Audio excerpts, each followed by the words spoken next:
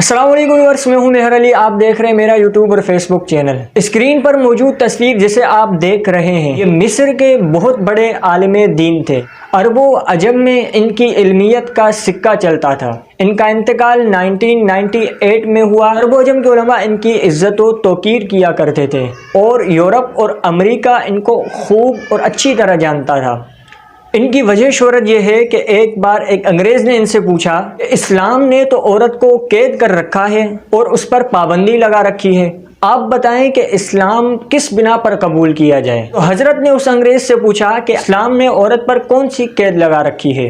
تو انگریز کہنے لگا، اسلام نے عورت کو مرد سے مصافحہ کرنے سے منع کر رکھا ہے، یہ تو عورت کے حق پر ڈاکہ ہے۔ تو حضرت نے اس کے اس اعتراض کو سن کر فرمایا کہ کیا تم اپنی ملکہ الزبتھ سے مصافحہ کر سکتے ہو؟ تو اس نے کہا نہیں، برطانیہ کے قانون میں ملکہ صرف 7 قسم کے لوگوں سے مصافحہ کر سکتی ہے، اس کے علاوہ کوئی بھی ملکہ سے مصافحہ نہیں کر سکتا۔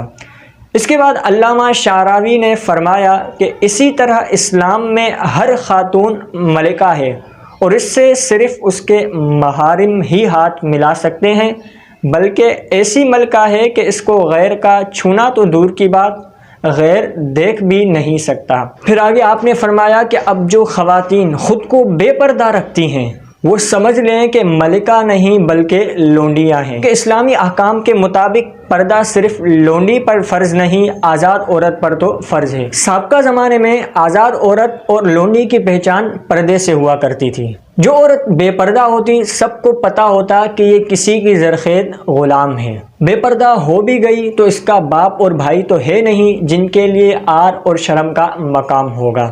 اور دوسری بات، اس زمانے میں لونڈی کو پردہ کرنے کی بھی اجازت نہیں تھی، کیونکہ پردہ آزاد عورت کی نشانی تھی۔ تو آج کل جو خواتین بے پردہ گھوم رہی ہوتی ہیں تو در حقیقت وہ کسی کی باندیاں اور لونڈیاں ہیں۔ اب مسلمان خاتون کو انتخاب کرنا ہے کہ وہ کسی کی ملکہ بن کر رہنا چاہتی ہے یا کسی کی لونڈی۔ امید ہے آپ کو یہ ویڈیو پسند آئی ہوگی۔ اگر یہ ویڈیو پسند آئی تو اس کو لائک کریں، شیئر کریں۔ اگر آپ اس چینل پر نئے ہیں تو چینل کو لازمی سے سبسکرائب کیجئے۔